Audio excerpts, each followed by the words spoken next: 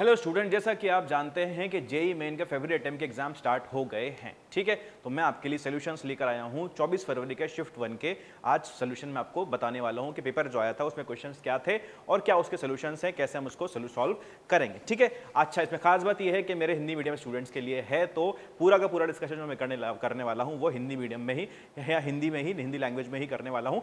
वैसे क्वेश्चन जो मेरे पास लिखे हुए हैं वो इंग्लिश में है। इंग्लिश में क्वेश्चन इसलिए लिखे हुए हैं क्योंकि इतना टाइम मुझे मिला नहीं कि मैं उनको हिंदी में ट्रांसलेट कर पाऊँ, या मुझे डायरेक्टली हिंदी में क्वेश्चंस नहीं मिले, जिससे भी मिले। ठीक है, तो कोई दिक्कत नहीं है, मैं आपको समझाऊंगा कि हिंदी में क्वेश्चन होता तो कैसा दिखता, क्या उसकी लैंग्वेज होती, फिर हम उसका सोल्यूशन देखेंगे। तो इतना आप मेरे लिए कर सकते हो और मैं आपके लिए इतना कर पा रहा हूं। ठीक है, चलिए तो हम देखते हैं कि पहला क्वेश्चन क्या कह रहा है। पिछले 24 फरवरी का शिफ्ट 1 का पहला क्वेश्चन क्या कह रहा है, देखते हैं हम इसको। देखिए, 4 equal masses 1 kg are in 1 metre radius circle, find speed of each mass. ठीक है, अब ये सेम टू सेम क्वेश्चन, बस मैंने मास की वैल्यू नहीं ली होगी और रेडियस की वैल्यू नहीं ली होगी, सेम टू सेम क्वेश्चन मैंने क्लास में करवा रखा है। कि आप बताएं, मतलब होमवर्क में शायद ये क्वेश्चन था जब मैं डिस्कशन कर रहा था क्लास के अंदर, मुझे ऐसा याद आ रहा है कि मैंने होमवर्क में क्वेश्चन करवाया था कि 4 मासेज हैं वो इसमें घूम रहे हैं सर्किल के अंदर, और अब बताना था कि इसकी स्पीड क्या होगी। ठीक, ग्रेविटेशन में एक क्वेश्चन हमने शायद किया था, ऐसा मुझे याद आ रहा है। तो अब बताना है कैसे होगा। तो हमने क्या किया, हमने मान लिया कि मान लो 4 मास हैं एम एम एम एम, ये चारों सर्कल में घूम रहे हैं। ठीक है, अब पूछा है कि हर किसी भी एक मास को उठा लें तो उसका वेलोसिटी क्या होगी, उसका वेग क्या होगा, ठीक है, उसका चाल क्या होगी। ठीक है, हिंदी में समझ लेते हैं क्वेश्चन को, तो मैं भूल गया आपको हिंदी में समझाना। तो 4 बराबर मास के 1 केजी के एक केजी द्रव्यमान के कण हमारे पास हैं और हमने उनको चारों को एक सर्कल में घुमा रखा है। ठीक है, आपसी फोर्स की वजह से, आपसी बल की वजह से वो एक वृत्तीय गति, एक सर्कल में घूम रहे हैं, वृत्तीय गति कर रहे हैं। ठीक है, आपको बताना है कि हर मास की या हर द्रव्यमान की क्या स्पीड होगी, क्या उसकी चाल होने वाली है। ठीक है, तो हम किसी भी एक को पकड़ लेते हैं और उस पर चर्चा करते हैं। किसी भी एक को हमने पकड़ लिया, तो हमने इसको पकड़ लिया, मान लेते हैं कि ये वाला है, हमने इसको पकड़ लिया, इस वाले मास को। ठीक है, इसके ऊपर चर्चा करते हैं, इसके ऊपर कौन कौन से बल लग रहे होंगे। अच्छा, ये एक बल लगा रहा होगा इस पर, ये एक बल लगा रहा होगा इस पर, और ये भी बल लगा रहा होगा इस पर, तीनों इस पर बल लगा रहे होंगे। ठीक है, ये मान लेते हैं कि ये वाला जो है ये F1 बल लगा रहा है, ये वाला जो है F2 बल लगा रहा है। अगर ये F2 लगा रहा है तो ये भी तो समान दूरी पर है, तो ये भी F2 लगाएगा। ठीक है, सिमेट्री से हमें ये समझ में आता है। अच्छा, अगर F1 F2 का मान मिल जाए मुझे तो फिर मेरा काम हो सकता है। F1 F2 का मान निकालने से पहले हम देखते हैं कि F2 जो है, इस F2 के 2 घटक कर लेते हैं। इधर F2 cos 45 इधर, F2 cos 45 इधर, और F2 sin उल्टा लिख दिया, F2 sin 45 इधर। वैसे तो मान तो बराबर ही आएगा, लेकिन फिर भी हम बिल्कुल प्यार से सही से कर लेते हैं। तो F2 sin 45 इधर और F2 cos 45 इस तरफ। ठीक है, ये F2 cos 45 इस तरफ यहां पर इसके आ रहा होगा। ठीक है, सिमिलरली यहां पर जो F2 है, ठीक है, इसकी बात करते हैं, तो इसका F2 cos 45, F2 sin 45 इधर आ रहा होगा और F2 cos 45 नीचे की तरफ आ रहा होगा। ठीक है, तो हमें देख ये सकते हैं कि F2 sin 45 वाले जो घटक हैं वो एक दूसरे को काट देंगे, खत्म कर देंगे एक दूसरे के। ठीक है, तो एक काम के नहीं है, सिर्फ फोर्स जो बचेगा वो इस केंद्र की ओर बचेगा, इस केंद्र की ओर बचेगा। ठीक है, वो अभिकेंद्रीय बल की तरह काम करेगा और वही इनको घुमा रहा होगा। तो अभिकेंद्रीय बल कितना हो जाएगा हमारे पास, F1 तो लग ही रहा है और F2 cos 45 एक की वजह से और F2 cos 45 दूसरे की वजह से लग रहा है। तो कुल अभिकेंद्रीय बल जो हमारे पास आया है वो कितना हो गया, F1 plus F2 cos 45, F1 plus F2 cos 45 का दुगना। ठीक है, ये ट्वाइस, तो ये हमारे पास हो गया। वैल्यू रख दो, तो F1 प्लस इसकी मान, इसका अगर मैं मान रख देता हूं 1/√2, तो F2 बटे √2 ये मेरे पास, √2 F2 ये मेरे पास आ जाएगा कटने के बाद। ठीक है, ये मेरे पास आ गया है मान F1 और ये कुल बल का। ठीक है, और ये कुल बल जो होगा ये mv² बटे r के बराबर होगा, mv² बटे r के बराबर होगा। ठीक है, ये बिल्कुल सही बात है, हमारे पास सारी चीजें आ गई हैं हमारे पास। ठीक है, F1 F2 का मान अब देखते हैं, F1 F2 का मान क्या होगा। F1 मैंने इसको माना था, इसको और इसको माना था, तो F1 का मान होगा आपके पास F1 इज इक्वल्स टू, यहां लिख देते हैं F1 इक्वल टू GMM,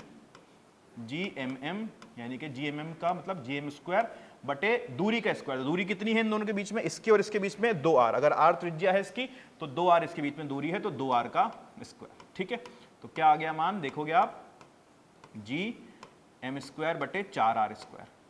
ठीक है, GM² बटे 4r², ये आपके पास F1 का मान आ गया। सिमिलरली F2 की बात करते हैं, तो F2 का मान कितना आएगा, GMM यानी कि जी एम स्क्वायर बटे दूरी का स्क्वायर। दूरी कितनी है दोनों के बीच में, आप देखोगे कि ये है त्रिज्या r, ये है त्रिज्या r, तो r और r त्रिज्या है, 90 डिग्री का कोण है, तो पाइथागोरस थ्योरम से हम बोल सकते हैं कि ये √2r का मान होगा, इसका मान √2r होगा, तो ये √2r का स्क्वायर हमारे पास आ जाएगा, √2r का स्क्वायर हमारे पास आ जाएगा। तो F2 को हम क्या लिख पाएंगे, जी एम स्क्वायर बटे 2r स्क्वायर, ठीक है, जी एम स्क्वायर बटे 2r स्क्वायर। अच्छा, m और r का मान हमें दिया हुआ है 1 kg और 1 मीटर, 1 kg और 1 मीटर, ठीक है, मैं यहीं पर रख देता हूं मान, और बहुत आसान चीज हो जाएगी, मतलब यहां पर मान रख दूंगा। तो F1 का मान कितना होगा, g बटे 4, ठीक है, और इसका मान कितना हो जाएगा, g बटे 2। सिर्फ मैंने m और r का मान यहां पर रख दिया है। अब वहां चलते हैं वापस, यहां पर रखते हैं F1 का मान कितना है, F1 का मान है आपके पास, कहां गया, g बटे 4, ठीक है, प्लस g बटे 2 √2 इंटू जी बटे 2, ये किसके बराबर है, ये आएगा v स्क्वायर के बराबर। मैंने m और r का मान फिर से रख दिया है, कितना रख दिया मैंने, 1 और 1 kg और 1 मीटर मान रख दिया। यहां से आप देखोगे v कितना आएगा, √g बटे 4 प्लस g बटे √2, ठीक है, एलसीएम ले लो, आंसर आ जाएगा, खत्म करो, ठीक है। इसमें ऑप्शन नंबर 2 जो है ये सही आंसर आ रहा है। सॉल्व करोगे आपका झट से आंसर आ जाएगा। अगला क्वेश्चन देखते हैं, अगला क्वेश्चन क्या कह रहा है, चलो भाई।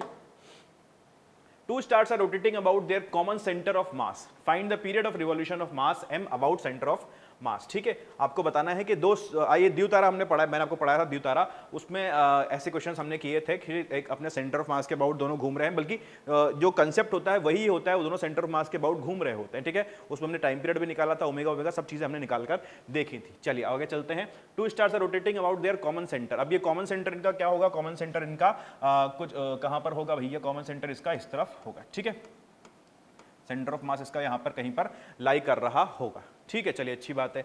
और ये बोलता है कि find the period of revolution of mass about centre of mass. Centre of mass के अबाउट इसका पीरियड ऑफ रिवॉल्यूशन क्या होगा, ये हमें बताना है।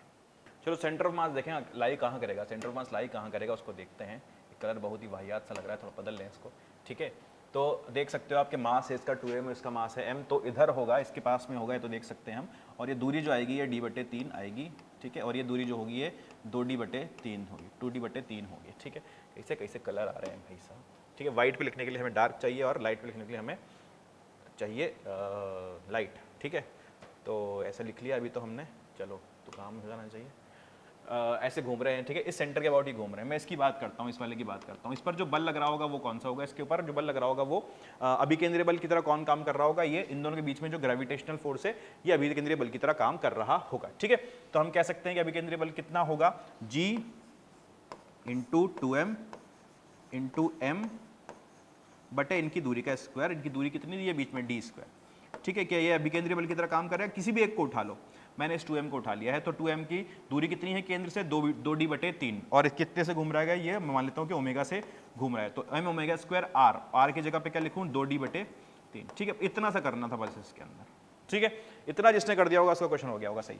तो m कटा यहाँ से, ठीक है। ये क्या है आपके पास, यहाँ से मुझे चाहिए क्या, ओमेगा निकालना है, तो ओमेगा स्क्वायर मैं निकाल लेता हूँ। ओमेगा स्क्वायर मेरे पास आ जाएगा कितना,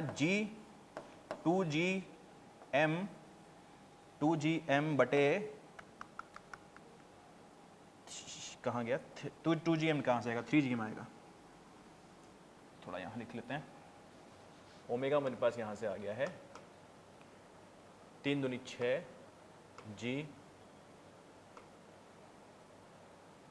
6gm बटे d क्यूब, ठीक है, 6gm बटे d क्यूब मेरे पास आ रहा है, ठीक है। इतना दिख ही नहीं रहा है सही से, कुछ समझ ही कुछ नहीं आ रहा है। 2 से 2 कटाना भाई यार, क्या क्या कर रहे हो सर, आदिल सर कर क्या रहे हो आप आज, ठीक है, क्या हो गया आपको। तो लिखो omega is equals to 3gm बटे d क्यूब, 3gm बटे d क्यूब, ये हमारे पास ओमेगा स्क्वायर का मान आ गया, ठीक है। ओमेगा का मान कितना होगा, ओमेगा मान होगा यहाँ से √3gm बटे d क्यूब। क्या हो गया था, कोई बात नहीं, ठीक है, कभी कभी हो जाता है।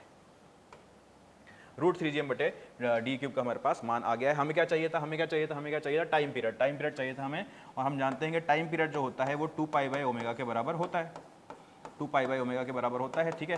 तो ओमेगा का मान रख देते हैं, ओमेगा का मान उल्टा करके रख देते हैं, तो कितना होगा, d क्यूब ऊपर और नीचे 3 GM के बराबर आ जाएगा, नीचे 3 GM के बराबर ये आ जाएगा। ठीक है, तो आप देखोगे कौन सा ऑप्शन मिल रहा है, ऑप्शन नंबर 1 d³ बटे 3 GM। ठीक है, ये हमारे पास ऑप्शन नंबर 1 जो है वो मिल रहा है और ये सही जवाब हमारे पास हो जाएगा। अगला क्वेश्चन देखते हैं, अगला क्वेश्चन क्या कह रहा है, कैसा क्वेश्चन है, तो आप क्वेश्चन पढ़ के देखो क्या क्वेश्चन आया है। अगर ये क्वेश्चन है तो what is the sign of focal length of convex mirror, convex mirrors के फोकल लेंथ की साइन क्या होती है। कॉन्वेक्स मिरर जो आपके होते हैं उसमें जो फोकल होती है उसकी साइन क्या होता है, पॉजिटिव होता है कि नेगेटिव होता है, पॉजिटिव होता है। ठीक है, इसमें आपको बिल्कुल कोई टेंशन वाली बात ही नहीं है, आसानी से बता सकते थे आप इसके अंदर। ठीक है, अगला देखो, find the field at the centre of cube of side A. ठीक है, ये हमारे पास ऐसा क्यूब दिया हुआ है, इसके हर एक कोने पर चार्ज रखा है Q Q Q Q Q Q Q Q Q Q, और जो ये माइनस क्यू है इसके ओरिजिन पर रखा हुआ है। आपको बताना है कि इसके केंद्र पर कितना क्या फील्ड पूछा है, क्या फोर्स पूछा है, फील्ड पूछा है कि फील्ड कितना होगा, इसके केंद्र पर कितना फील्ड होगा। ठीक है, तो हम देख सकते हैं कितना फील्ड होगा, आसानी से निकाल सकते हैं। आप देखो ये वाला जो होगा आवेश, ये वाला जो आवेश होगा इसके जो अपोजिट आवेश है ये काट देगा इसकी फील्ड को। ठीक है, ये वाला आवेश जो होगा इसके अपोजिट आवेश जो है उसको काट देगा। ठीक है, ये वाला आवेश इसके अपोजिट जो होगा उसको काट देगा ये वाले से। ठीक है, तो ये एक दूसरे को काट कर सब कुछ काट पीट कर सब, ये इस वाले को ये काट देगा, सब कुछ ये काट पीट कर दे रहे हैं। लेकिन जो बीच वाले आवेश होगा ना, ये बीच वाले जो आवेश होंगे, मतलब ये बॉडी डायगोनल जो ओरिजिन पर है, ठीक है, ये ओरिजिन पर है। मान लो मेरे पास ये क्यूब है इस तरह से, तो यहाँ पर जो रखा है और यहाँ पर जो रखा है, ये दोनों जो है ये एक दूसरे की फील्ड को नहीं काट पाएंगे, बल्कि इनकी फील्ड जो होगी जुड़ जाएगी, डबल हो जाएगी। मैं इसको ऐसे मान सकता था कि यहां पर जो है -2 का आवेश, -2q का आवेश रखा है और आधी बॉडी डायगोनल की आधी दूरी पर एक मुझे फील्ड निकालनी है। ठीक है, तो मैंने मान लिया कि -2q का आवेश मेरे पास रखा है और यहां से इसकी √3a/2 की दूरी पर मुझे पता करना है कि कितनी फील्ड है। हो गया काम, कितनी फील्ड होती है, क्या फॉर्मूला होता है, kq/r², kq/r²। ठीक है, तो k इंटू क्यू का मान रखा हमने -2q और r का मान क्या रखोगे, r का मान रखोगे आप √3a/2 का स्क्वायर। ठीक है, तो क्या आ जाएगा, देखो ये 2 ऊपर जाएगा, -8kq/3a²। कौन सा ऑप्शन, कोई ऑप्शन मिल रहा है क्या, कोई ऑप्शन मिल रहा है क्या, कोई ऑप्शन मिल रहा है क्या। ठीक है, आप देख सकते हो कि -8kq, इनमें से इनमें से आप तीनों का वो निकाल लो, तीनों का आप निकाल सकते हो क्या, तीनों का आप निकाल सकते हो मैग्नीट्यूड, तो -8/3 इंटू 1/4 पाई एप्सिलॉन नॉट। ठीक है, एप्सिलॉन नॉट में आंसर दिया हुआ है तो उसको भी हम सॉल्व कर लेते हैं, इंटू क्यू। ठीक है, बटे a², ये हमारे पास आया। तो कितना हो गया, ये 2 बार में गया तो -2q/3 pi epsilon not a²। ठीक है, ये हमारे पास आया है। -2q वाला ऑप्शन कोई आ रहा है, -2q वाला ऑप्शन ये आ रहा है, तो ये हमारे पास सही ऑप्शन हो जाएगा। आंसर नंबर 1 जो ऑप्शन लगा रखा है मैंने, ठीक है, सही हो जाएगा। इसको आप मैग्नीट्यूड भी निकाल सकते हैं, मैग्नीट्यूड नहीं भी निकालते तो आप इसको वेक्टर फॉर्म में भी कर सकते हैं, पहले उसको करने की जरूरत नहीं है, सीधे सीधे वो नजर आ रहा है। अगला क्वेश्चन देखते हैं, कह रहा है 2 equal capacitors are shown in the 2 figure 1 and 2, the ratio of the equivalent capacitance in the 2 diagram is. ठीक है, अब दे रखे हैं हमें 2 संधारित्र दे रखे हैं और पहले इनको लगाया है हमने श्रेणी क्रम, बाद में लगाया है इनको हमने समांतर क्रम में। ठीक है, बताना है कि इनका जो कैपेसिटेंस आने वाला है, जो इनका तुल्य धारिता आएगी, इनकी तुल्य धारिता आएगी, उसका अनुपात क्या क्या होगा। ठीक है, यहाँ पर जो धारिता आएगी वो कितनी होगी, c/2, और यहाँ पर जो धारिता आएगी वो कितनी होगी, 2c। इतने इससे आसान कोई क्वेश्चन आ सकते हैं यार पेपर के अंदर। तो कितना होगा, c/2/2c, कितना इसका कितना हो जाएगा, 1/4। क्या अनुपात आ गया, 1/4 इसका अनुपात आ गया। अगला क्वेश्चन देखते हैं क्या कह रहा है। अगला क्वेश्चन कह रहा है हमसे कि in transistor if increase the emitter current by 4 milli ampere, the corresponding increase in collector current is 3.5 milli ampere, beta का मान ज्ञात करें। ठीक है, आपको बोला है कि तो आपके पास 4 मिली एम्पियर का करंट है आपके पास एमिटर का, और बेस का कलेक्टर करंट है 3.5 एम्पियर का। ठीक है, आपको दे रखा है डेल्टा IB जो है, IE जो है वो है 4 मिली एम्पियर और डेल्टा IC जो है वो 3.5 मिली एम्पियर है। आपको बताना है बीटा का मान क्या होगा, बीटा का मान क्या होगा, इसको निकालना है, निकाल दो जल्दी से बीटा का मान। ठीक है, हम जानते हैं कि अल्फा का जो मान होता है वो डेल्टा IC/डेल्टा E के बराबर होता है। ठीक है, तो यहाँ से आप देखोगे कि 3.5/4, तो यहाँ से हमारे पास आ गया, इसका मान आ गया 35/40 को, और सॉल्व कर लें तो कितना हो जाएगा, 5×7=5=40। ठीक है, 7/8 का मेरे पास अल्फा का मान आ गया, लेकिन हमें तो बीटा का मान चाहिए और हम जानते हैं कि बीटा का जो मान होता है वो अल्फा/1 माइनस अल्फा के बराबर होता है। ठीक है, बिल्कुल formula based question, formula based question आपके पास आ रहे हैं। तो बीटा का मान क्या होगा, देखोगे तो अल्फा का मान क्या निकाला हमने, 7/8, 1 - 7/8। ठीक है, तो यहाँ से जो सॉल्व करोगे ये 1/8 बचेगा नीचे, वो कट जाएगा और यहाँ से 7 आंसर आ जाएगा। ठीक है, ऑप्शन दे रखा है, कौन सा ऑप्शन है? Option number 3। ऑप्शन नंबर 3 इसका सही हो जाएगा। अगला क्वेश्चन देखते हैं। If W1/W2 equals to 1/3, W is the width. ठीक है, W इसकी चौड़ाई है, जो स्लिट है इसकी चौड़ाई है। ठीक है, इस स्लिट की चौड़ाई है, it's given amplitude is proportional to W। Amplitude is proportional to W, W के प्रोपोर्शनल है एम्पलीट्यूड। फाइंड I max बटे I minimum। ठीक है, ये YDSE पे एक सवाल आया है। ठीक है, यंग के एक्सपेरिमेंट पे सवाल पूछा है, यंग डबल स्लिट एक्सपेरिमेंट पे। इसने बोला है कि W1/W2 जो है वो 1/3 के बराबर है। W1/W2 जो है वो 1/3 के बराबर है। और ये भी बोला है कि एम्पलीट्यूड और W ये आपस में समानुपाती हैं। तो यानी कि A1/A2 निकालता हूं तो वो भी 1/3 के बराबर ही आएगा। ठीक है, हमें मान लेता हूं कि A1 जो है वो x के बराबर है, तो A2 जो होगा वो 3x के बराबर हो जाएगा। ठीक है, ऐसा मैंने मान लिया है। ठीक है, मुझे निकालना I max बटे I minimum। तो I max बटे I minimum जो होगा वो कितना होगा? ये होगा हमारे पास, ये होगा, ये फॉर्मूला है हमारे पास। ठीक है, रूट A1 का स्क्वायर बाय A2 का स्क्वायर बटे रूट A1 का स्क्वायर माइनस A2 का स्क्वायर। सिंपल फॉर्मूला लगाया और हमारा आंसर आया। ठीक है, तो A1 का मान रखा हमने x और ये रखा कितना 3x। तो एक इसका होगा क्या क्या क्या क्या क्या क्या A1 प्लस A2। अच्छा, गलत लिख दिया मैंने, इसको सही करना पड़ेगा हमारे पास। डस्ट किससे हटाएं? अरे इतनी गंदी आदत पड़ी है, स्मार्ट बोर्ड पे भी डस्टर ढूंढ रहा हूँ, कहाँ गया, इसको कैसे हटाऊँ? ठीक है, इसको लिखेंगे हम, फॉर्मूला मैंने गलती से लिख दिया, A1 प्लस A2 का होल स्क्वायर बटे under root A1 minus A2 का होल स्क्वायर। ठीक है, यहाँ ऊपर सॉल्व करो तो 3x प्लस x कितना हुआ? 4x, यानी कि 16x स्क्वायर बटे x माइनस 2x कितना है? 3x, तो 2x का स्क्वायर 4x स्क्वायर। ठीक है, तो ये 4:1 इसका आंसर हमारे पास आ गया। तो option number C, option number 3 इसका सही हो जाएगा। अगला क्वेश्चन देखते हैं। If a small block of mass m is placed gently on m when it is passing through its mean position, find its new amplitude of system if initial amplitude is a। ठीक है, हमें बोला है कि इसको जब ये mean position से निकल रहा था, अपनी माध्य अवस्था से निकल रहा था, ये m मास जो है, ये जो स्प्रिंग से जुड़ा हुआ है, ये m मास जब अपनी माध्य अवस्था से निकल रहा था, तब इसमें हमने एक छोटा मास इसके ऊपर m, छोटा m का मास रख दिया है, छोटा m का द्रव्यमान का हमने ब्लॉक इसके ऊपर रख दिया है। ठीक है, अब पूछा है कि m ये रखने के बाद इसका नया एम्पलीट्यूड क्या होगा? नया एम्पलीट्यूड हमें बताना है कि कितना आने वाला है। फोर्स बताओ, फोर्स कौन सा लग रहा है भैया इसके अंदर? इसमें सिर्फ एक फोर्स लग रहा है kx। ठीक है, और कोई एक्सटर्नल फोर्स नहीं है इसके ऊपर।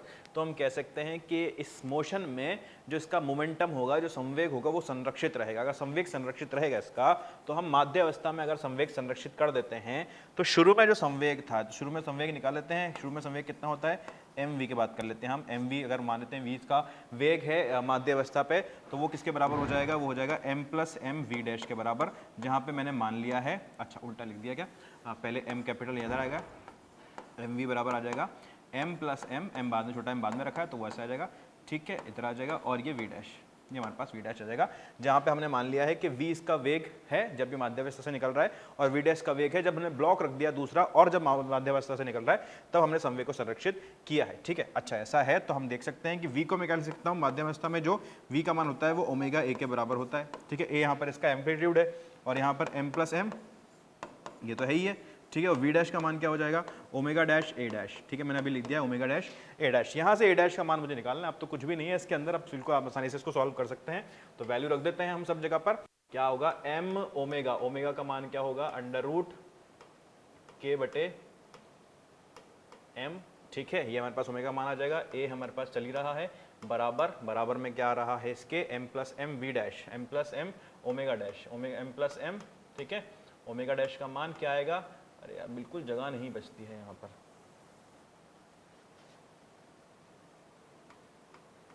m into root k by m,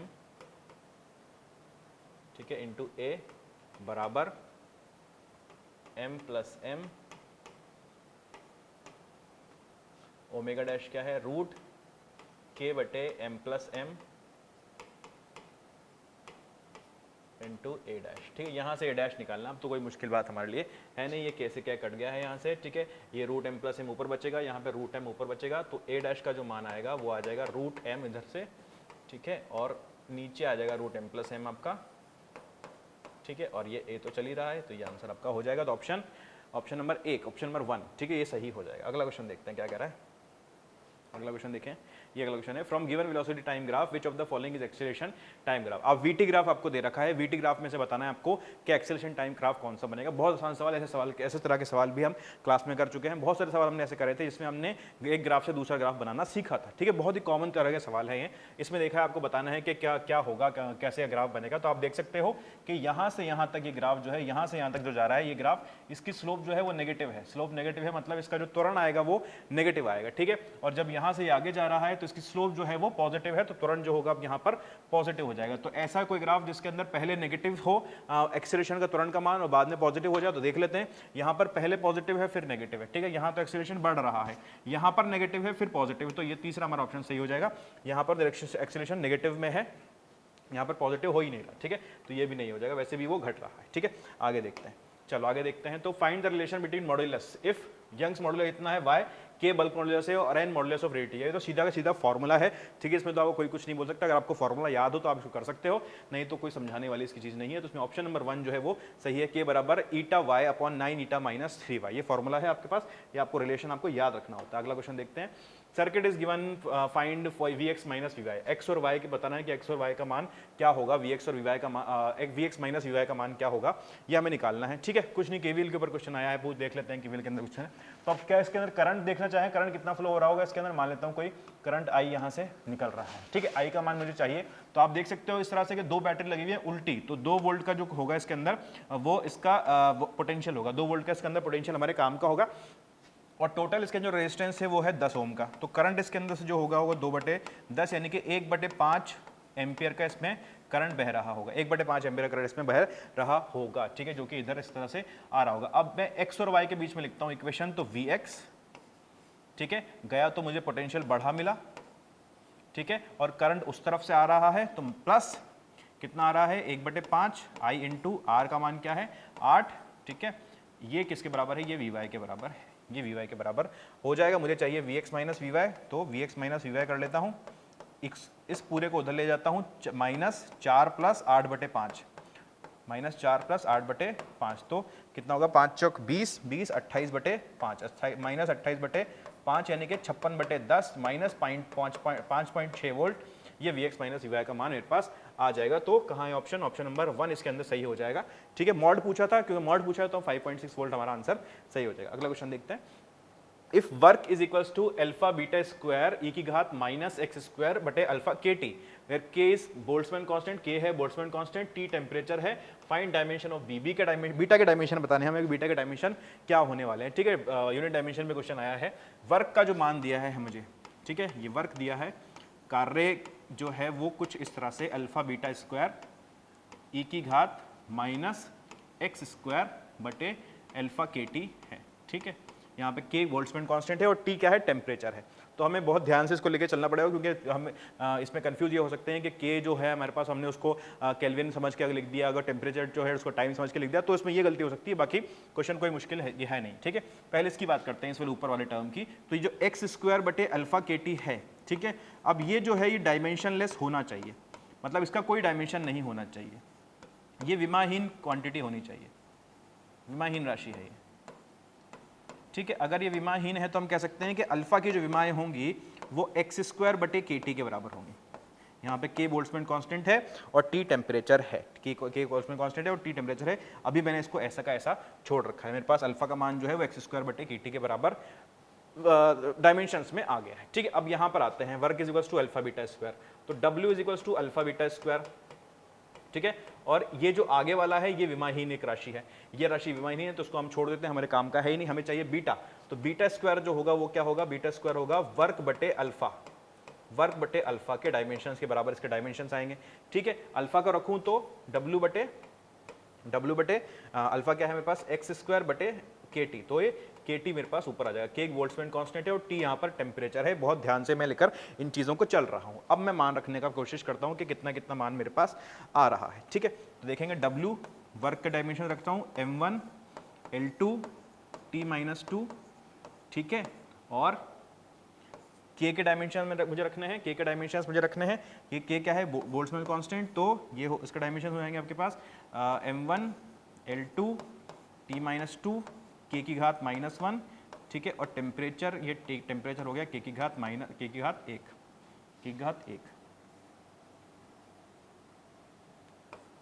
और नीचे चल रहा है आपका L², ये चल रहा है आपके पास L², ठीक है। ये हमारे पास चल रहा है, तो यहाँ से देखोगे के तो कट जाने वाला है, के कट जाने वाला है, ठीक है। एक L² यहाँ से कट जाने वाला है आपका, ये एक L² आपका यहाँ से कट जाने वाला है। क्या बचेगा आपके पास, m1 L2 T- m की घात 2 L की घात 2 और T की घात -4, ठीक है। ये β² आया है, ये क्या आया है, β²। तो बीटा कितना हो जाएगा, बीटा के डायमेंशन होंगे वो m1 L1 T-2 के बराबर आ जाएंगे, जो कि ऑप्शन नंबर 1 में हमें दिखा रखा है। तो ऑप्शन नंबर 1 हमारा सही हो जाएगा। इस तरह से इस क्वेश्चन को कर सकते थे। अगला क्वेश्चन देखते हैं। Zener diode is connected in circuit as shown, find current in 2 kilo ohm resistance. कितना इसके अंदर करंट होगा, मतलब ये एक ज़ीनर रेगुलेटर सर्किट है हमारे पास, ठीक है। बेसिकली इसके अंदर क्या होता है, हम ज़ीना डायोड लगा देते हैं यहाँ पर, और जितना वोल्टेज हमें चाहिए होता है वो हम लोड के अक्रॉस यहाँ पर लगाते हैं। तो ये हमारा लोड है, ठीक है। तो 5 वोल्ट का इस पे का कितना आ रहा होगा, वोल्टेज आ रहा होगा, 5 वोल्ट का इसके अक्रॉस वोल्टेज आ रहा होगा, 5 वोल्ट का इसके अक्रॉस वोल्टेज आ रहा है, तो करंट कितना होगा, 5/2 किलो ओम, तो 2 × 10⁻3, ठीक है। तो ये 2.5 मिली एम्पियर क्या है करंट इसमें आ जाएगा, जो कि ऑप्शन नंबर ए में हमें दिखा रखा है, ठीक। कुछ नहीं था इस क्वेश्चन के अंदर, जस्ट निकालना था हमें current. Given AB is isothermal and BC is isobaric and CA is isochoric process, find total work done in cyclic process. Cyclic process में कितना टोटल वर्क डन हुआ ये हमको बताना है भैया। पहला जो मैंने रखा है AB, ये है हमारे पास आइसोथर्मल, ठीक है। BC है हमारे पास, कहाँ है भैया, BC आइसोबारिक है, और AC है आइसोकोरिक है, दिख भी रहा है ग्राफ के अंदर, ठीक है। ये वाला आइसोथर्मल है हमारे पास, ठीक है। ये आइसोथर्मल प्रोसेस यहाँ पर हो रहा है। चलिए अब कैसे करेंगे हम इसको, हम निकालते हैं तीनों का अलग अलग वर्क और स्क्वायर जोड़ देते हैं। तो AB में कितना कार्य होगा, आइसोथर्मल है भाई साहब, ठीक है। तो AB में जो कार्य होगा वो होगा कितना है, ये P2, ये एक्चुअली 2P होगा, 2P1, ठीक है। तो उसका आप लिखना है, तो 2P1 V1 log ln V2/V1, तो V2 कितना है 2V1 और V1 कितना है V1, तो ln2 हमारे पास ये आ जाएगा, ठीक है। BC का वर्क कार्य निकालते हैं। BC क्या है, आइसोबारिक प्रोसेस है, तो आइसोबारिक प्रोसेस का हम कार्य निकाल देते हैं, ठीक है। कितना है, P1 इसका प्रेशर है, और वोल्टेज में कितना डिफरेंस आया, V1 - 2V1 - V1, तो -P1V1 के बराबर यहाँ पर आ गया। और हमें ये भी दिया हुआ है कि P1V1 जो है वो nRT के बराबर है, ठीक है। अच्छा, और आइसोकोरिक प्रोसेस बचता है। आइसोकोरिक प्रोसेस में जो कार्य होता है वो तो 0 के बराबर ही होता है, क्योंकि न एक्सपेंशन और न कंप्रेशन में वॉल्यूम में कोई भी बदलाव नहीं आ रहा है, ठीक है। तो हम कह सकते हैं कि जो टोटल कार्य होगा वो इन दोनों को जोड़ देते हैं सीधे सीधे, 2P1V1 ln 2 - P1V1, ठीक है। माइनस का साइन है तो माइनस यहाँ पर आ गया है, तो कितना होगा, कॉमन ले लेंगे, क्या लेंगे कॉमन, हम 2P1V1 को कॉमन ले लेते हैं, ठीक है। अंदर बचेगा आपके पास ln 2 - 1/2। अजीब सा इन्होंने ऑप्शन बना के दे रखा है, कोई दिक्कत नहीं है। P1V1 को हम लिख देते हैं nRT, तो 2 nRT ये हमारे पास आ जाएगा, ठीक है, ln 2 - 1/2, ठीक है। ये हमारे पास आंसर हो जाएगा, जो कि ऑप्शन नंबर कौन सा है भैया, बी है, ठीक है। सेकंड ऑप्शन सही हो जाएगा। अगला क्वेश्चन देखते हैं। A side of cube A is made from 6 identical sheet, ठीक है। एक क्यूब बना रखा है हमने, जिसकी साइड A जो है वो शीट से बनी हुई है, ठीक है। If coefficient of linear expansion is alpha, alpha इसका कोफिशिएंट ऑफ लीनियर एक्सपेंशन है, ठीक है। And temperature is now made T + ΔT, temperature को हमने ΔT बढ़ा दिया है, टेम्परेचर को ΔT बढ़ा दिया गया है। Then find change in volume, volume में कितना परिवर्तन आया हमें चाहिए, तो ΔV/V जो होता है वो किसके बराबर होता है, वो गामा ΔD के बराबर होता है, ठीक है। ये हम जानते हैं। और ΔV कितना होगा, वो V गामा ΔT के बराबर होगा, ठीक है। यहाँ से आप देख सकते हो V का मान क्या होगा, V का मान A³ के बराबर आने वाला है। गामा का मान क्या होता है, 3 अल्फा के बराबर होता है, ठीक है। ये हमें पता है सब चीज़ें, जल्दी जल्दी हम खटखट रखते जा रहे हैं, ठीक है। इसलिए हम देख सकते हैं हमारे पास जो ऑप्शन है ΔV बराबर 3 A³ अल्फा ΔT, ये सही ऑप्शन हो गया है, ठीक है। अगला क्वेश्चन देखते हैं। If intensity after passing through a Polaroid is so lumen, how now this same Polaroid is rotated by 30 degree about its axis, find intensity after passing through it, ठीक है। आपने सब इसमें क्या किया है, इसने थोड़ा सा घुमाने की कोशिश करी है, ठीक है। पोलराइड इसने लिया है और पोलराइड से इसने घुमा दिया है, ठीक है। लाइट को जब इसने एंटर कराया है तो ये 100 ल्यूमन क्या हो रहा है, इसकी इंटेंसिटी क्या बोल रहा है, इंटेंसिटी 100 ल्यूमन है, ठीक है। जब बाहर निकली तो इसकी 100 ल्यूमन इंटेंसिटी। अब बोला कि इसी पोलराइड को मैंने 30 डिग्री घुमा दिया है, ठीक है। ये 30 डिग्री घुमा दिया, तब पोलराइड थोड़ी बदल दिया इसने यार, ठीक है, वही लाइट निकल रही है तो पोलराइड थोड़ी बदला है। अगर वापस करता तो कुछ चेंज आता उसके अंदर, ठीक है, वापस तो इसके अंदर कोई पोलराइड में लगाया नहीं है, तो अभी भी सॉल्यूबल ही इसकी इंटेंसिटी रहेगी। तो ऑप्शन 2 इसका सही हो जाएगा। ठीक है, चलो काफ़ी कोशिश करी घुमाने की, लेकिन हमें घुमा नहीं पाए। Choose the correct option. इनमें से आपको बताना है करंट ऑप्शन कौन सा है। मतलब इससे आसान क्वेश्चन अगर पूछा जा सकता होता तो फिर क्या बात थी, इससे आसान क्वेश्चन पूछा नहीं जा सकता आपसे। बिल्कुल बेसिक जो चीज़ें आपको पता होनी चाहिए उस पर क्वेश्चन पूछा है। एडियाबेटिक प्रोसेस में क्या होता है भैया, एडियाबेटिक प्रोसेस में क्या कांस्टेंट रहता है, हीट कांस्टेंट रहती है, ठीक है। आइसोथर्मल प्रोसेस में क्या कांस्टेंट रहता है, टेम्परेचर कांस्टेंट रहता है। आइसोकोरिक में वॉल्यूम कांस्टेंट रहता है, आइसोबारिक में प्रेशर कांस्टेंट रहता है। क्या क्वेश्चन है, ठीक है, बच्चे को पता है ये सब चीजें, बच्चे जानते हैं। ठीक है, अगला क्वेश्चन देखते हैं।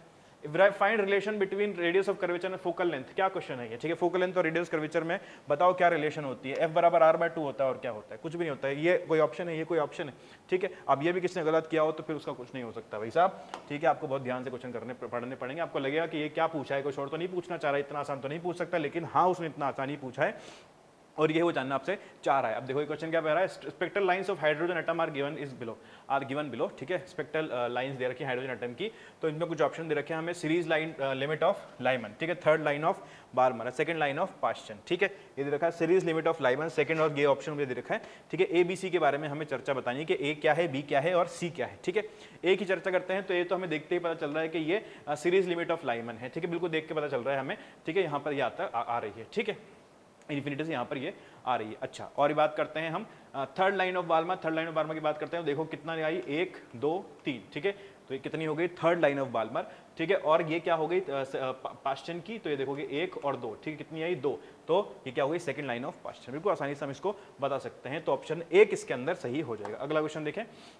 De Broglie wavelength proton varies inversely with linear momentum, ठीक है। जो लैम्डा होती है वो h/p के बराबर होती है, ये तो बच्चा जानता है कि जो लैम्डा होती है h/p के बराबर होती है लीनियर मोमेंटम के साथ। ऐसा हो तो इसमें क्या बोल रहा है कि as lambda increase energy momentum increase, lambda जैसे ही बढ़ेगा वो क्या होगा, तो p तो घटेगा, ठीक है। साफ पता चला कि इनवर्सली प्रोपोर्शनल है तो p घटेगा, तो एनर्जी बढ़ेगी। एनर्जी इक्वल्स टू वो हम उसको h/λ से दे देते हैं, इक्वल्स टू h/λ, तो लैम्डा बढ़ाएंगे तो हम एनर्जी, क्या बोलना चाह रहा है ये, as lambda increase energy and momentum in state 1 is true.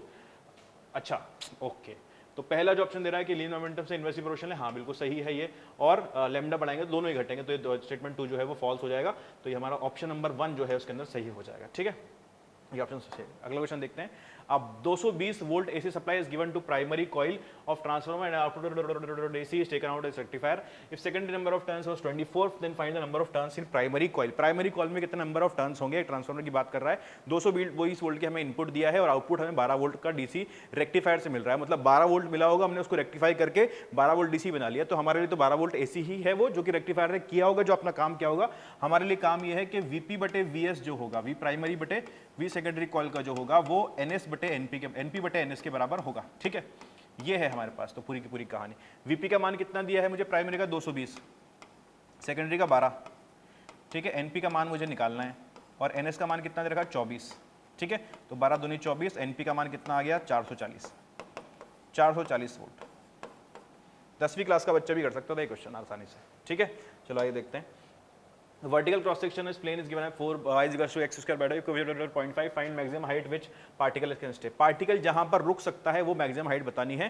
तो हम जानते हैं कि जब कोई इंक्लाइन प्लेन या इस तरह का कोई कर्व होता है तो कर्व पर रुकने के लिए जो tan थीटा का मान होना चाहिए, मतलब वहां पर स्लोप होना चाहिए वो म्यू से बड़ा होना चाहिए, तभी वो रुक पाएगा। अगर tan थीटा का स्लोप, tan थीटा का मान म्यू से छोटा आ रहा है तो वो स्लिप हो जाएगा। तो हम क्या सीधा कहेंगे कि यहाँ पर dy/dx स्लोप होगा वो किसके बराबर होगा, dy/dx के बराबर होगा, ठीक है। ये जो होगा ये म्यू के, इसका मान कम से कम म्यू के बराबर होना चाहिए, कम से कम मान इसका म्यू के बराबर होना चाहिए। तो हम देखें dy/dx करें तो कितना हो जाएगा 2x/4, इसको डिफरेंशिएट किया, कुछ नहीं किया, इसको डिफरेंशिएट किया 2x/4 के म्यू के बराबर है। x का मान कितना, म्यू का क्या हुआ, अच्छा म्यू का मान हमें दे रखा है 0.5, ठीक है। म्यू का मान दे रखा है हमें 0.5, तो यहाँ से हम देखेंगे x का मान हमारे पास कितना आ जाएगा 0.5 × 4/2, 0.5 × 4/2, ये 1 के बराबर आ जाएगा, ठीक है। 1 के बराबर हमारे पास आ गया है। और हमें चाहिए हाइट चाहिए, मतलब y का मान हमें चाहिए। तो y का मान कितना आ गया 1²/4 यानी कि 1/4 मीटर यानी कि 25 सेंटीमीटर, 25 सेंटीमीटर इसकी मैक्सिमम हाइट पे है जिस पे ये रुक सकता है। अगला क्वेश्चन देखते हैं। अगला क्वेश्चन क्या कह रहा है भैया, find minimum force required to stop block from falling. ठीक है, हमने एक फोर्स लगा रखा है इसको ऐसे और इस ब्लॉक को यहाँ रोक रखा है भैया तुम रुके हो, तुम गिरना नहीं है। फ्रिक्शन है, फ्रिक्शन का जो कोफिशिएंट है वो म्यू बराबर 0.2 के बराबर हमें दे रखा है। तो ऑब्वियसली इस पे एक नॉर्मल रिएक्शन आ रहा होगा जो कि नॉर्मल रिएक्शन एफ के बराबर होगा और यहाँ पीछे फ्रिक्शन लग रहा होगा, फ्रिक्शन जो होगा म्यू एन के बराबर होगा। ठीक है, म्यू एन के बराबर होगा, तो फ्रिक्शन का मान जो होगा वो म्यू एन के बराबर होगा और एन जो है वो एफ के बराबर हो तभी ये एन जो है वो एफ के बराबर होगा, क्योंकि एफ लगा रहे हैं हम। ठीक है, तो उतना ही रिएक्शन मिल रहा होगा, तो एफ जो होगा म्यू एफ के बराबर हमारे पास आ जाएगा। म्यू कितना है भाई, म्यू है हमारे पास 0.2। ठीक है, क्या मुझे एफ का मान दे रखा है, एफ का मान दे रखा है क्या, मुझे यहां पर कुछ लिखा है, find out minimum force required to stop block. अच्छा, एफ का मान क्या mg के बराबर होना चाहिए, mg लगेगा यहाँ पर। ठीक है, तो म्यू एन का मान mg के बराबर आ जाना चाहिए, 0.5 kg के बराबर हमें दे रखा है। ठीक है, तो म्यू एन जो है वो mg के बराबर हमारे पास आ गया, यानी कि म्यू एफ जो है वो mg के बराबर हमारे पास आ गया। ठीक है, यहाँ से एफ का मान हम निकाल लेते हैं भैया। एफ का मान कितना आएगा, m कितना है 0.5 kg, g का ले लो 10 बोला हुआ है। ठीक है, अपॉन म्यू का मान का है 0.2। ठीक है, ये हमारे पास आ गया, कितना होगा 5/0.2, 5 25 इसका मान आ जाएगा कि 25 के बराबर आपके पास फोर्स का मान होना चाहिए 25 न्यूटन, तब ये नहीं गिरेगा। ठीक है, हमें गिरने नहीं देना है उसको, हम गिरने नहीं देंगे। अगला क्वेश्चन देखते हैं। ठीक है, two identical particles of same mass are shown just before collision just after collision, then v1/v2 क्या होगा। v1/v2 का मान निकालना है कि क्या होगा। ठीक है, बहुत ही आसान क्वेश्चन है ये, इसका बहुत ही आसान क्वेश्चन है। कैसे आसान क्वेश्चन है, हम वाई डायरेक्शन में इसमें मोमेंटम कंजर्व कर देंगे। हम जानते हैं जब भी हम कोलिजन पढ़ते हैं या कोलिजन के सवाल करते हैं हम उसमें मोमेंटम कंजर्वेशन का इस्तेमाल करते हैं। ठीक है, और वाई और एक्स डायरेक्शन में मोमेंटम कंजर्व रहेगा। वाई डायरेक्शन की बात करते हैं तो इनिशियल मोमेंटम कितना है, 0। वाई डायरेक्शन में कोई वेलोसिटी नहीं है, इसकी भी नहीं है तो रेस्ट पे ही है। ठीक है, तो वाई डायरेक्शन में कितना हो गया मोमेंटम, 0। ठीक है, इसकी बात करते हैं तो इसका कितना हो गया, इसका मान m1 है, तो mv1 sin 30, ठीक है, प्लस mv2 माइनस में लेंगे क्योंकि हम नीचे की तरफ आने वाला है इसका घटक, तो माइनस mv2 sin 30। ठीक है, ये हो गया पी फाइनल, कोलिजन के बाद की कंडीशन। दोनों को बराबर कर देना है, तो इसके बराबर आप करोगे तो m1v1 sin 30 बराबर m2v2 sin 30। ठीक है, m और m तो बराबर है, कट जाएगा, 33 गया, तो v1 बराबर v2 के आ गया, इनका अनुपात हो गया 1 के बराबर। ठीक है, नहीं समझ में आ रहा तो घटक कर लो, ये v1 cos 30 और ये v1 sin 30 ऊपर।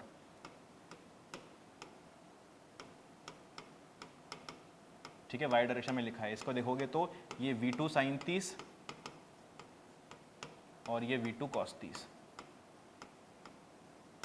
ठीक है, ये हमने यहाँ पर लिख दिया। अगला क्वेश्चन देखें, चलो अगला क्वेश्चन क्या कह रहा है, I बराबर 20t प्लस 8t स्क्वायर है, तो चार्ज कितना फ्लो हुआ होगा 15 सेकंड के अंदर, ये पूछा है। कोई सवाल है भैया, ये कोई सवाल है, मतलब शर्म आ जाए, ऐसे सवाल पूछे हैं। 20t प्लस 8t स्क्वायर, ठीक है, तो dq कितना हो जाएगा, देखोगे तो 20t plus 8t square dt, कहाँ से कहाँ तक, 0 से 15 सेकंड में। बस इतना करना था। इंटीग्रेशन नहीं आता होगा तो ही ये सवाल छूटेगा, अगर इंटीग्रेशन आता होगा तो सवाल नहीं छोड़ सकते। ठीक है, और इंटीग्रेशन आपको आता होगा तभी आप एग्जाम देने गए हो, ऐसा मुझे लगता है, बाकी नहीं आता हो तो फिर कुछ नहीं कर सकते। ठीक है, तो ये 20t स्क्वायर बटे 2 प्लस 8t क्यूब बटे 3, कहाँ से कहाँ तक, 0 से 15। वैल्यू रखो, आंसर निकालो, वैल्यू रखो, आंसर निकालो। इसका 11,250 आंसर आएगा, इसका सॉल्व करना है। बस कैलकुलेशन मिस्टेक हो सकती है इसके अंदर, हाँ, क्योंकि आपको थोड़ी कैलकुलेशन है तो क्यूब व्यूब है, लेकिन और कोई ऑप्शन नहीं है, आपके पास करना ही पड़ेगा। 100 kg block can be lifted by placing mass, 100 kg block can be lifted by placing a mass m on a piston. ठीक है, एक पिस्टन पे हमने 100 kg का ब्लॉक रखा है, तो हम उसको उठा सकते हैं। If diameter of piston is placed at one and is increased by 4 times and that of second piston is decreased by 4 times, now the same mass m is placed at piston, then how many kg of weight can be lifted, ठीक है, in the new setup। ऐसे कुछ setup है हमारे पास, ऐसा कुछ हो रहा होगा भाई साहब, इसको हम ऐसे करके देखते हैं। ठीक है, यहाँ से बन रहा होगा ये इस तरह से, ये हाइड्रोलिक लिफ्ट थोड़ा सा हम बना रहे हैं। ठीक है, इधर वाला एरिया मान लेते हैं हम कि A1 के बराबर है और इधर वाला एरिया जो है वो A2 के बराबर है। ठीक है, ऐसा हमने मान लिया है। ठीक है, और यहाँ पर जो रखा है वो 100 kg रखा है और इधर जो रखा है वो m kg रखा है, छोटा m kg, छोटा m ही रखा है ना, छोटा m kg हमने यहाँ पर रखा हुआ है। ठीक है, चलिए अच्छी बात है। अच्छा, और उसने बोला है कि अब हमने क्या किया, इस वाले को A1 को बढ़ा दिया 4 गुना, ठीक है, और A2 को कर दिया हमने छोटा, इसका डायमीटर हमने इसका छोटा कर दिया, कितना, 4 गुना छोटा कर दिया। ठीक है, ये हमने कंडीशन कर दी है अब। अच्छा, अब इसका एरिया कितना हो गया होगा, अगर डायमीटर हमने 4 गुना बढ़ाया है तो इसका एरिया 16 गुना बढ़ गया होगा। ठीक है, तो 16A1 हो गया होगा। इसका डायमीटर हमने 4 गुना कम किया है तो इसका कितना हो गया होगा, जो पहले A2 था उससे 16 गुना कम हो गया होगा, तो A2 बटे 16 हो गया होगा ये।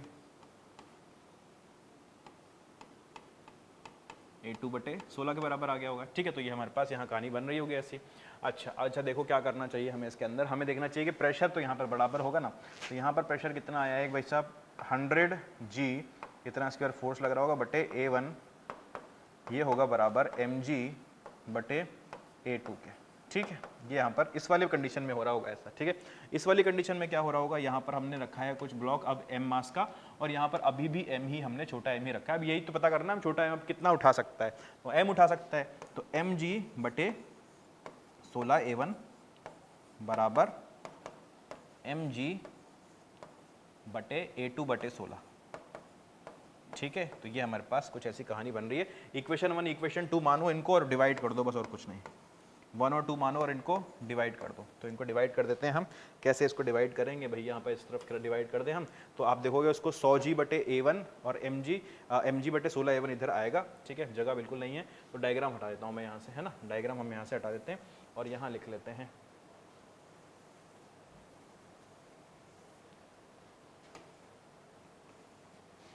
क्या होगा देखो भाई, 100G बटे A1 अपॉन mg बटे 16A1, LHS में LHS को डिवाइड कर दिया, RHS में RHS को डिवाइड कर दिया, तो mg बटे A2 बटे mg बटे A2 बटे 16। ठीक है, ये हमारे पास कुछ कहानी बनी है। कुछ जो काट पीट रहे हैं उसको कट पीट देते हैं हम। A1 कट जाएगा यहाँ से, G कट गया आपका, mg पूरा ही कट गया यहाँ से, तो A2 कट गया यहाँ से। ठीक है, आपके पास इधर क्या बचेगा, इधर बचेगा आपके पास 100 ऊपर और नीचे, ये ऊपर चला जाएगा 100, 16 इंटू नीचे 100 बटे, और ये इधर आ जाएगा 1 बटे 16। ठीक है, तो m देखोगे आप तो कितना हो जाएगा, 16 इंटू 16 इंटू 100। ठीक है, तो 16 का स्क्वायर हो जाएगा, 16 का स्क्वायर कितना होता है 256, तो 25,600 kg इतना वजन अब ये उठा सकता है अगर आप इतना डायमीटर इतना कम कर दोगे तो। ठीक है, ये क्वेश्चन ऐसे हुआ। अगला क्वेश्चन देखते हैं भाई। टू प्लैनेट आर रिवॉल्विंग और प्लेट प्लैनेट T1 बटे T2 to find the ratio of the angular speed. ठीक है, T1 T2 का हमें अनुपात दे रखा है, पूछा गया एंगुलर स्पीड का अनुपात क्या होगा। क्या है भाई, इसके अंदर बोला है T1 बटे T2 जो है वो 1/8 के बराबर है। ठीक है, ऐसे ऐसे क्वेश्चन है, इसमें क्या ही बोले हम, है ना। ठीक है, तो 2 पाई बटे ω1 इसका T1 होगा। ठीक है, और 2 पाई बटे ω2 जो होगा इसका T2 होगा। ये 1/8 हो गया आपके पास, ये 2 पाई से 2 पाई कट गया। ω2 बटे ω1 कितना आया, 1/8। ठीक है, यानी कि ω1 बटे ω2 कितना आएगा, 8/1। ठीक है, खत्म, खेल खत्म। ठीक है, आंसर आया 8। आंसर कितना आया, 8। इंटीजर टाइप था। इंटीजर टाइप में आसानी से 5 सवाल ऐसे मिल सकते थे जो कि बहुत आसान थे। ठीक है, वहाँ मुश्किल सवाल जिसमें कैलकुलेशन ज़्यादा है वो करने की ज़रूरत ही नहीं थी आपको, आसानी से वो क्वेश्चन निकाल सकते थे आप, जो कि बिल्कुल आपको स्कोरिंग हो, बिल्कुल आपके नंबर ना कट रहे हों। Electromagnetic waves protected mu r और यू आर के बराबर 2 है। ठीक है, speed of light in medium is x × 10⁻⁻⁷ metre per second. ठीक है, फाइंड आउट x। हमें बोला है कि म्यू आर और ई आर एप्सिलॉन आर जो है वो 2 के बराबर है। ठीक है, बोला है कि जो स्पीड है इस मीडियम में वेव की वो x × 10⁻⁷ मीटर प्रति सेकंड है, इलेक्ट्रोमैग्नेटिक वेव की। आपसे पूछा यह गया है कि बताएं कि x का मान कितना होगा। ठीक है, हम जानते हैं कि जो रिफ्रैक्टिव इंडेक्स होता है वो n√μr एप्सिलॉन के बराबर होता है। ठीक है, यहाँ से हम कह सकते हैं कि जो रिफ्रैक्टिव इंडेक्स होगा वो 2 × 2 का रूट यानी कि 2 के बराबर आ जाएगा। हम ये भी जानते हैं कि जो v होता है वो c/n के बराबर होता है। यहाँ पे c क्या है, स्पीड ऑफ लाइट, जो कि 3 × 10⁸ मीटर प्रति सेकंड होता है, और n क्या है आपका, n आपका है 2। ठीक है, तो ये आ गया आपके पास 1.5 × 10⁸। ठीक है, आपने देखा उसमें x × 10⁸ के रूप में लिखा हुआ है, तो 15 × 10⁸ हो जाएगा। तो आंसर क्या हो जाएगा आपका 15। आंसर क्या हो जाएगा 15। एक और बहुत आसान सवाल जो कि आप कर सकते थे बिना डरे। अब यहाँ देखो Vm का मान दिया है 20 sine 100 pi t plus pi बटे 4, Vc का मान दिया है 80 sine 4 pi t plus pi by 6। Amplitude modulation wave find बताना आपका एम्पलीट्यूड मॉड्यूलेशन कितना होगा, find out percentage modulation index, percentage modulation index बताना था आपको, ठीक है। मॉड्यूलेशन इंडेक्स निकाल दो, उसका परसेंट कर दो और कुछ नहीं करना है इसके अंदर, तो वो कितना होगा एम्पलीट्यूड C का बटे एम्पलीट्यूड M का इंटू 100, बस इतना सा करना था, ठीक है। ये भी क्या है, AC कितना है, उल्टा लिख दिया, AM बटे AC इंटू 100, ठीक है, ये करना था बस। तो कितना होगा, AM कितना होगा भाई, AM कितना है आपका 20 और बटे 80 इंटू 100, 100 बटे 4, 25 आंसर, 25 आंसर इसका भी, ठीक है। ये हुआ इस तरह से वाला सवाल। अगला क्वेश्चन देखते हैं। AC series RC resonance circuit R बराबर 6.28 ohm, frequency 10 megahertz and self inductance L बराबर 2 × 10⁻⁴ henry is given, find quality factor of the circuit. Circuit quality factor निकालना है, तो क्वालिटी फैक्टर क्या होता है आपका ओमेगा L बटे R, ओमेगा L बटे R, ठीक है, ये आपका क्वालिटी फैक्टर होता है। L का मान आपके पास है, ओमेगा का मान आप निकाल सकते हो 2 पाई F से, तो 2 पाई FL बटे R, ये इतना आपको करना था, ये आपका फॉर्मूला है, ये क्वालिटी फैक्टर से आपको दे देगा। तो 2 पाई का मान, ठीक है, फ्रीक्वेंसी कितनी दे रखी है आपको 10 मेगाहर्ट्ज, 10 मेगाहर्ट्ज की फ्रीक्वेंसी दे रखी है, 10 इंटू 10 की घात 6 हर्ट्ज, ठीक है। यहाँ पर आपके पास L का मान कितना है 2 × 10 की घात -4 और R का मान कितना है 6.28 ओम, 6.28 ओम। ये पूरा कट जाएगा इस तरह से, ठीक है। यहाँ से आप देखोगे तो कितना होगा, ये 10 की घात 5 और ये सॉरी 7 में से 4 गए 3, तो 2000 आपके पास क्वालिटी फैक्टर आ जाएगा। तो इस तरह से सवाल हो जाएगा। तो ये फरवरी अटेम्प्ट के 24 फरवरी का पहला शिफ्ट का ये पेपर था, ठीक है। इसको हमने डिस्कस किया है, तो हम आगे और पेपर भी डिस्कस करने वाले हैं, ठीक है। धीरे धीरे जैसे एग्जाम्स पेपर मेरे पास आते जाएंगे वैसे वैसे आपके लिए अपलोड करता जाऊँगा, तो आप देखते हैं इनसे, उनसे फ़ायदा उठाते रहें, ठीक है। आज के लिए इतना ही, थैंक यू।